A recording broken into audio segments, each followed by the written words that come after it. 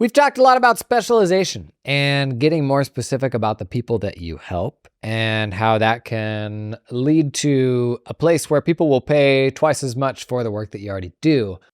But pump the brakes, buddy. What are the risks of that? Let's navigate the counter arguments to that.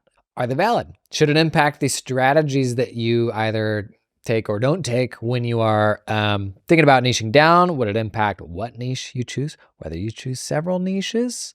Let's explore the counter arguments on today's installment of Jason Daily.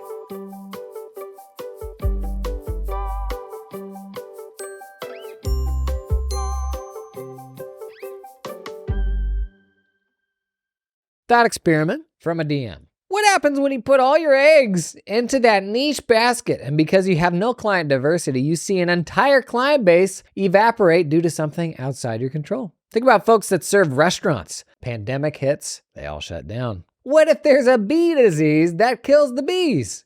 The bees! And your beekeepers are up a crick? Risks are everywhere, but hyper-niching feels like, in some senses, it can pose a greater business service risk. Let's talk about it. What are the risks associated with niching down and getting more specialized? So I got a list here. The top 6 risks of niching down. Your accounting firm, number 1, what if they all go out of business? What if that happens overnight?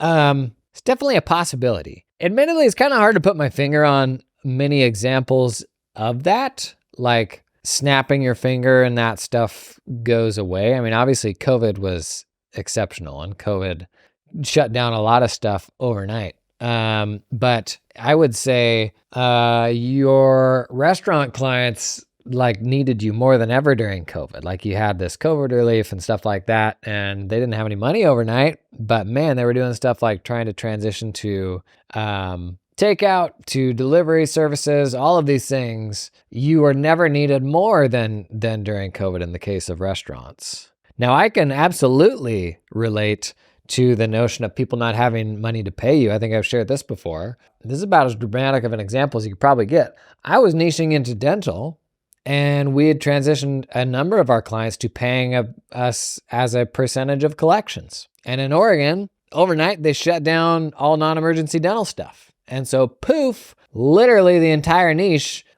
goes to zero overnight with that collection-based approach. And what we did is we had to sit down with these people and be like, do you still want our help?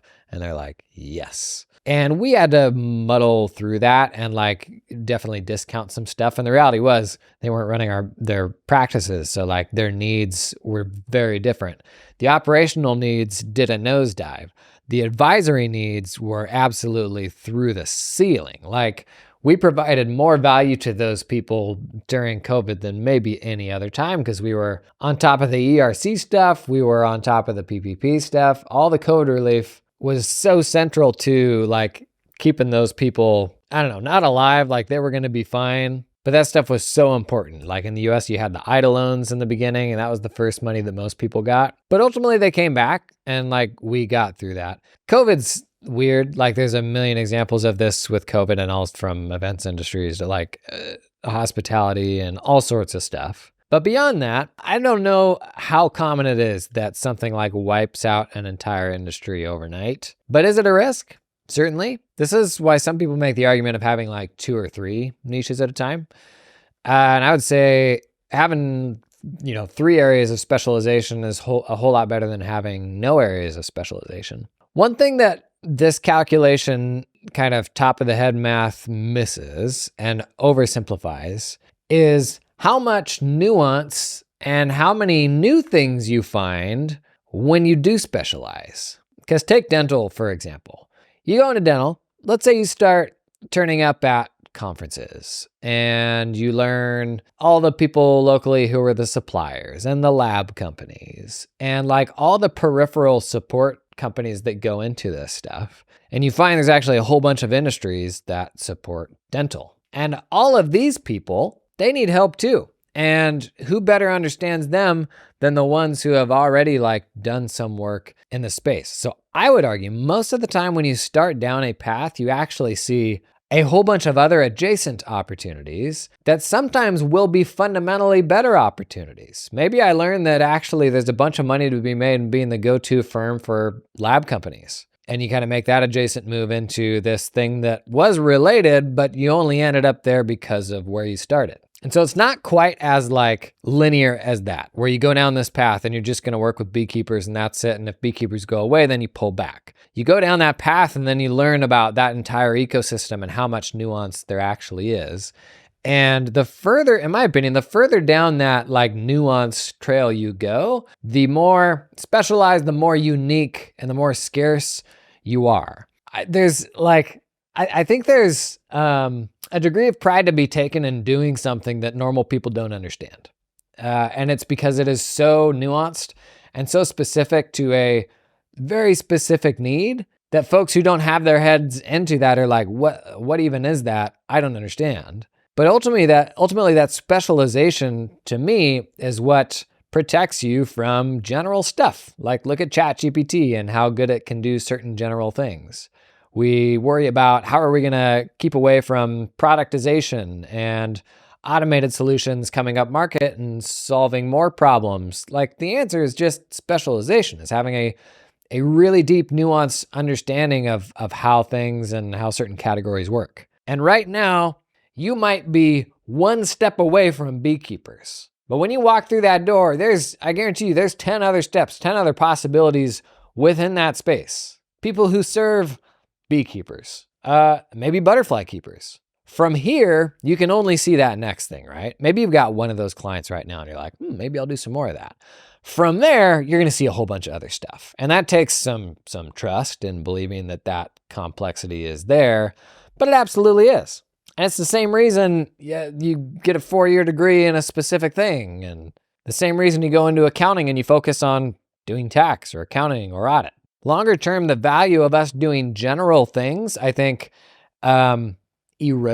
Like the general stuff becomes less and less valuable. But even today, and you can run a general firm and be plenty profitable and have a good lifestyle around it. But even today, I would argue like as the deeper you go, the easier it is to run a really profitable firm that's hyper flexible.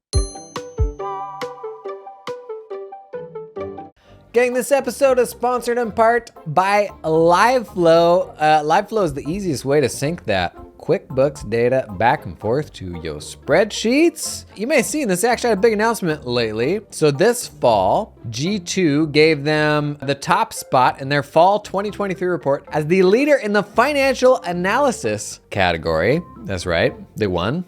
Number 1. Nice work. If you've been around my channels for a while, you've seen LiveFlow. Kindly, they have sponsored quite a bit of stuff. And I'm not saying I'm taking credit for it, but that was probably why. If you're not familiar with LiveFlow, super easy way to sync that stuff, sync your QuickBooks data back and forth with Google Sheets. They got a whole pile of templates too to make the process of building that stuff for the first time as easy as possible for you. Stuff for managing cash, AP, KPIs, like everything you can imagine. Sync that data into your existing sheets to make them smarter, get it to auto sync, or build your like custom new sheets that talk with QuickBooks totally from scratch.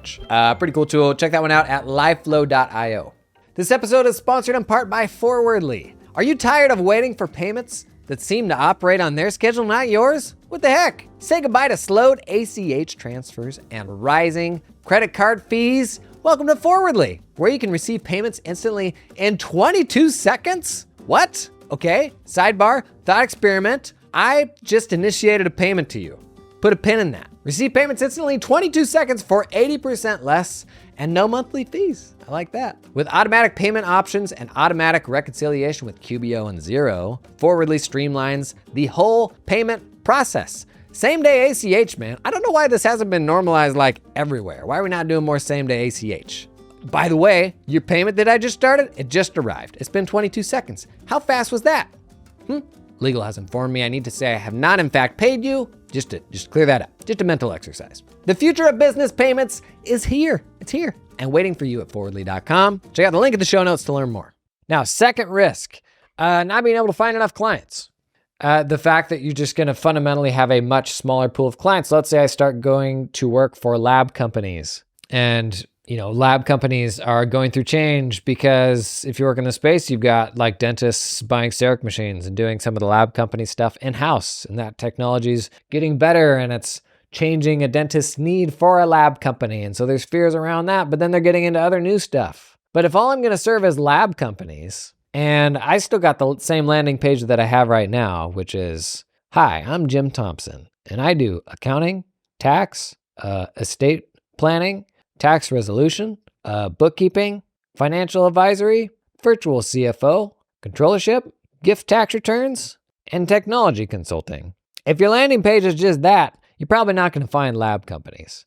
So risk number 2, not being able to find enough customers, that's absolutely going to be a problem unless you change your behavior and really invest in like working with more of these types of folks, because you're going to get a lot of work from referrals from folks within the space. But the beauty of serving a very specific type of need is you can now turn up at those very specific places where those people hang out, and you can talk about the very specific problems that they have online. The world doesn't need another person posting a picture of their breakfast online. But there's so many cool little corners of the business world where if somebody could just find an accountant that deeply understood the problems of running that specific type of business, they would stop dead in their tracks and be like, yes, like finally I found this person. And there's so much opportunity in those little corners right now. We've talked about this, at length before, but as long as you're a generalist, you're not really speaking to anyone with your messaging, because everybody says that they're a generalist, right?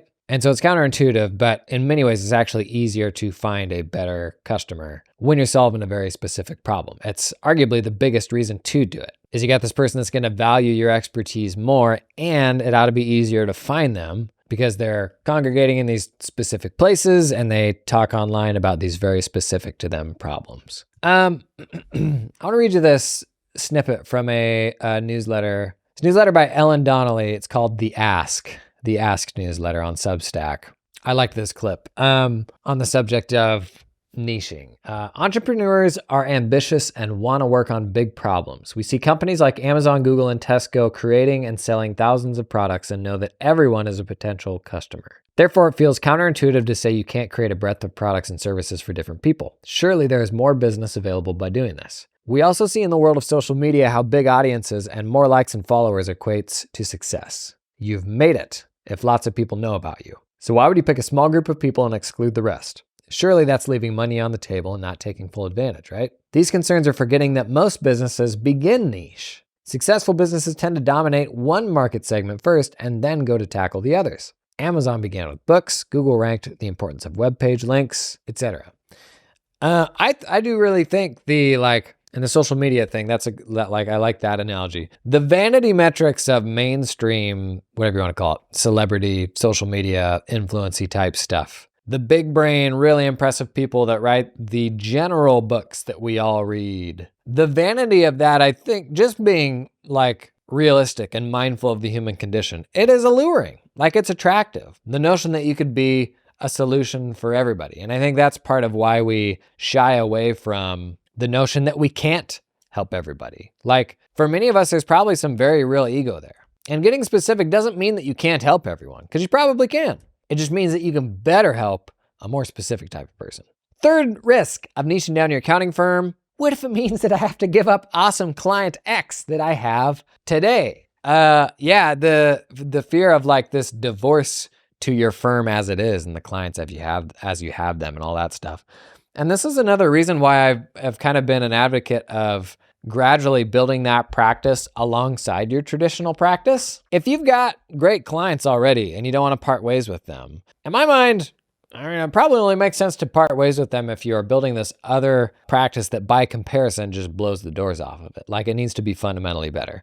Now, there's probably a threshold at which doing this totally different thing for a few clients probably doesn't make sense. But from a real practical standpoint, you're not going to drop that client unless it just fundamentally no longer makes sense to serve that client. This new type of business is making twice as much money or something like that. Or it's one less person that could potentially be referring you other, dental labs, right? And it may mean giving up that, the version of what that firm has been in the past. But I think what we miss is the fact that we don't have a clear vision into how rad that next firm can be. And the fact that it's, fundamentally more profitable, potentially more enjoyable than the one that you're building right now. It's hard to visualize that because you can see the fun you're having today, if you are having fun, but you can't see the possibility in that next sort of domain. I know for myself personally, Why don't I go make content that's just for anybody, or tech content or AI content or something like that?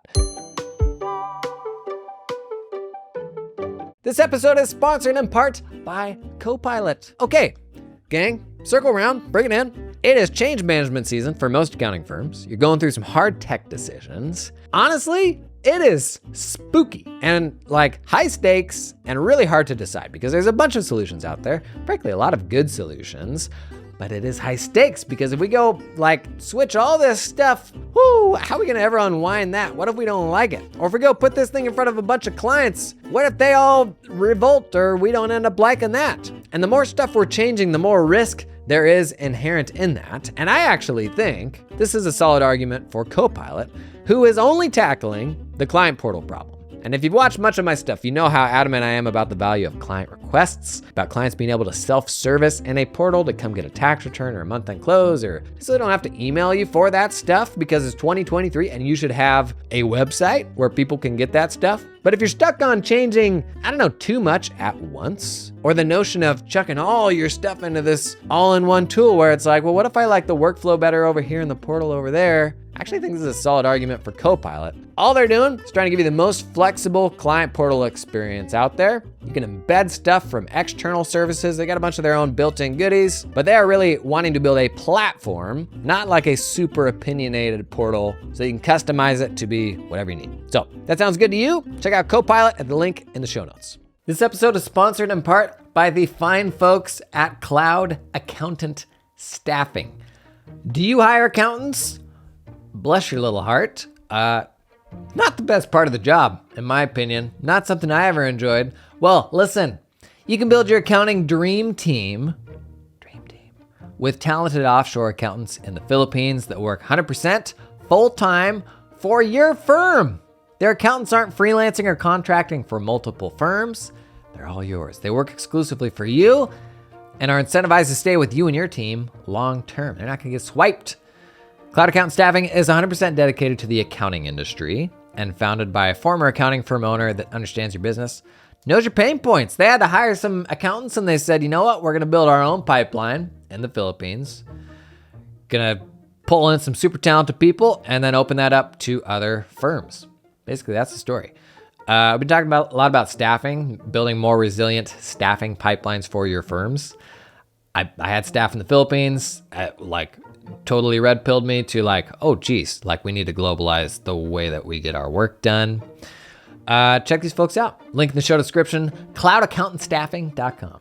And to be honest, I really enjoy the specificity of all that stuff through the lens of public accounting and running accounting firms. It's something that I know a lot about, and I certainly could build a more general audience just by the nature of how many more people are to reach, it would absolutely be bigger. But what I enjoy, I've actually found, because I've kind of started down this path a couple times, and I'll go to script a video. And when I get outside of the accounting space to do that, I find that I don't enjoy it quite so much because I don't have those constraints that I know how to kind of work within really well.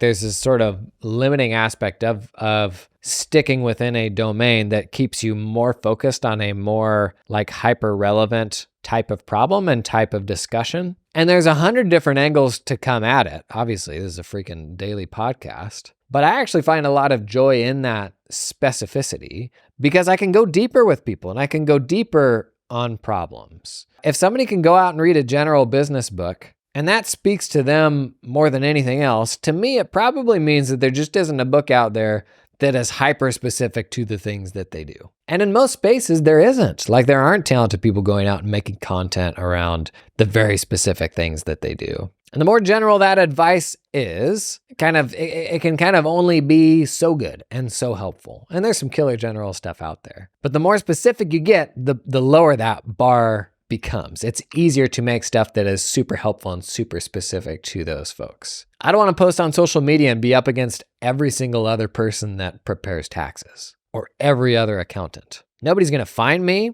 Frankly, I don't have anything that meaningful to say that's fundamentally better than everybody else. But if I can develop a deep understanding of a specific type of person, I could totally win that. Find the level of specificity where you can win. where you can beat the algorithm and like those are the things that people will see. Now, there's absolutely people that are like AAA phenomenal at this stuff and they can win at the mainstream level, but it's probably not you. I didn't want to be the one to tell you that, but it probably isn't. The more specific we can get, like the easier it is to be helpful. Fourth risk of niching down, what if I choose the wrong one? I'm going to level with you. You probably will choose the wrong one. Like that's kind of how it goes. That's an argument for maybe not just doing one. The problem is though, if you never try, you never learn about the process of niching down. Like people just expect to like YOLO, throw a dart at a board one day and be like, yep, here we go, beekeepers. I'm going to do this for the next 60 years. That's just not how it's going to be. But you're going to learn a whole heck of a lot along the way. That's why I think it's worth like just diving in and getting started. Doesn't mean that you're going to fire all of your clients tomorrow. That's never what this should look like. But pick something, go deep, start turning up at conferences, learn what you like about it and what you don't like about it. Worst case scenario, you know how to do the next one better, right? And that is not wasted time because that's not any worse than what you're doing right now, which is everything. Fifth risk, what if I get bored of the subject matter? It's a possibility for sure. For myself, honestly, I definitely haven't had that problem. Like I enjoy going deeper and finding the nuance and learning more. Like this year, I've learned a ton about how software companies operate in this space and kind of the challenge that they face working with accountants. And I feel like now I've got a better understanding of the ecosystem and everything that's happening sort of as a whole. Outwardly, like we can only kind of see things sort of surface deep because we aren't in it. But when you get in there, I feel like there's almost always more there than you thought there was. And then sixth, what if I lose my ability to be a jack of all trades? I know there's like this romantic notion of being good at everything, but who do you know that's actually good at everything, right? Like if you're trying to do everything, you're probably only doing it to a certain level of goodness. And that goodness level isn't the same for all of us. And the reality is like the way that the world is moving, I mean, you've got stuff like TurboTax, where like before the first TurboTax dropped back in the day, like there were people doing really simple returns and that displaced them. You got stuff like ChatGPT now and what AI is doing. Software is eating generalism, like that notion that you can do a little bit of everything, just not at a very deep level. And for me, maybe the most powerful argument for specialization is, let's say you strip the business argument away from all of this stuff. And you think of it as actually investing in yourself, like as a human being, developing a new skill set that you're going to take, and knowledge that you're going to take to the grave. What is the best investment to make in yourself? For me, what I enjoy is like really going deep on something. Frankly, going deep on a few different things that are complementary to each other and stripping away the traps of like business advice and the really short-term thinking of like, how will this impact this client or this current circumstance? Honestly, I think specialization is also like an investment in you as a person and where it will take you next, which is probably every bit as big a deal as what it's going to do for you tomorrow. And it all comes back to trusting like what's on the other side of that thing that you haven't quite explored yet. But until you do explore it, you're never going to know what's on the other side. I think people make that exploration at different rates. You can look around people and you can look around and see people that are very curious and quick to make those decisions, and they will go from thing to thing. Sometimes that happens in a distracted way, but also sometimes that happens in like a very accelerated way where they're getting pulled into, new opportunities and a level of depth that maybe you haven't explored yet. The best version of being an advisor, I think, is the one who has like the version that has the deepest understanding of the problems that people have. The room where you can be the most helpful. And that's not a big room. It shouldn't be a big room. Set yourself up so that there's a small room of people somewhere who you can be unbelievably helpful for. That's both a killer business to run, but also pretty cool aspirationally, and really rewarding to be able to be that for folks. I don't know, I try to like flesh out both sides of this. Obviously, you know where I stand on it. We all have different blockers for maybe why we don't go into this stuff. If you're stuck on something, man, drop it in the comments. I don't want to say that any of these things are invalid. They're all things that for sure have to be managed and have validity, but they also block the upsides. And I would say, especially if you're at a point where it's like, man, I'm struggling right now. Sometimes we also don't do the calculation of what if we don't change? Like, can I do this for another decade? Something to think about as well. Thanks for coming and hanging today. I'll see you in the next one.